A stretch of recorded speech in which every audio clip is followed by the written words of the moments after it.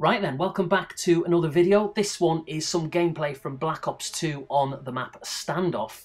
Now, I touched upon this in the first vlog that I did, and I mentioned that I had an idea of doing a map or a gameplay of every map in Black Ops 2, just making it like a new series, if you like. I don't know what I'm going to call it. Maybe something like the CoD Files.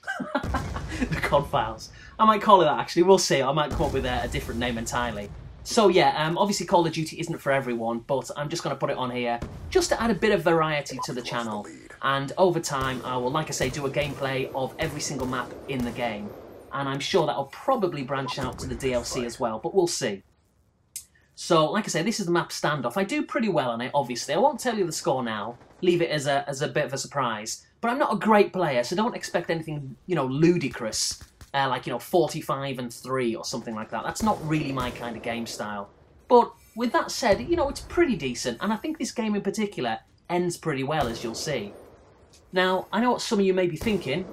Oh yeah, camping Alex, are we? Enjoying it there? Do you want me to get you a tent for Christmas? You can if you like. Can't promise I'll use it. But no, well, is this camping? Is it? Now, to me, camping is the kind of person who will sit in a corner.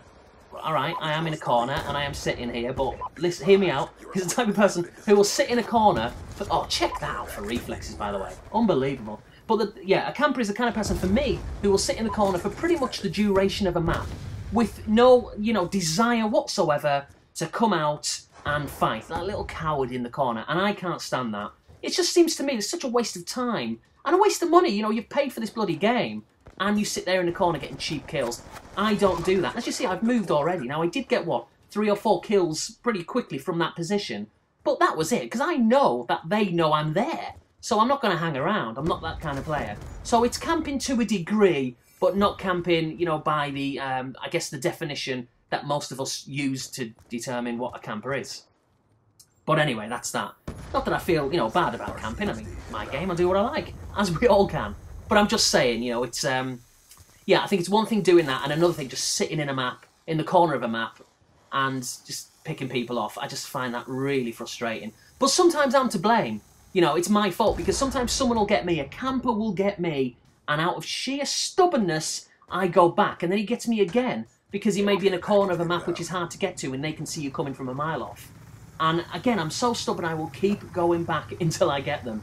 So really, I'm just fueling their fire, really, aren't I? Look at this, by the way. I don't know what he was doing. He's trying to steal my crate, I guess, but he should have seen I was around there somewhere. But there we go. Now, I'm using the shotgun as well as the sniper rifle there. Now, this is kind of the setup which I've been using a lot of lately. I just love the sniper rifle, obviously to pick people off from distances, but also the shotgun at short range, such as that. That was a good shot. And because I'm not the kind of player who... Well, it really depends... Oh, look at this for stupidity. So I'm going to put that down. It's the Guardian, and a teammate gets me. But was it deliberate on his part, you reckon? I don't know. I was coming down the stairs, he was coming up them. Maybe he panicked a little bit. I mean, that's fine. If it was an accident, not a problem. But what frustrates me, and I play hardcore mode a hell of a lot on Call of Duty, I just find it more realistic, if you like. 1 or 2 shots and you can kill the opposition. Whereas, obviously, it's nearly half or a full clip in the standard mode, and that kind of frustrates me.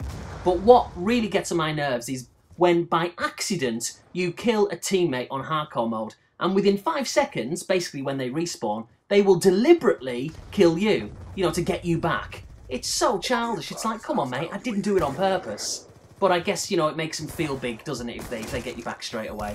But for me, it's just ridiculous. If someone gets me, team kills me by accident, I hardly ever go up and get them, unless I think it was deliberate. If there was no one else around and they use a knife or something, then I'm going back and I'm getting them. But if it was just, in a firefight, then clearly it was a mistake. Not a problem. So as you may have seen, or maybe not, I don't know if there's been an indication of it yet, but I'm playing on the 360 for this gameplay here. But this series that I'll be doing will be mixing PlayStation 3 and 360 footage, because just recently I've gone back to the PS3 version.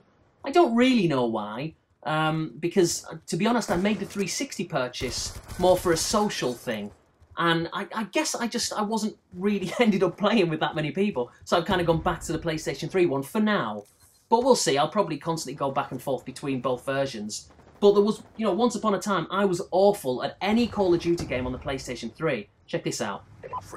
Oh, what a shot. Central as well.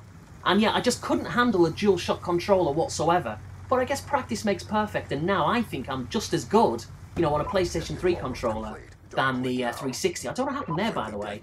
I think was someone just coming to get me and a teammate shot him? Because as soon as I turned around, he just landed there. Now, this is interesting because I've put my shock charge there and it's going to come in really handy. Look at this, by the way. Knife fail, but I get with the shotgun. So I can see someone there. Someone went into the shock charge. So it's a case of running around the corner and shooting straight away. Easy kill. And once again, it just goes to show how important shock charges are.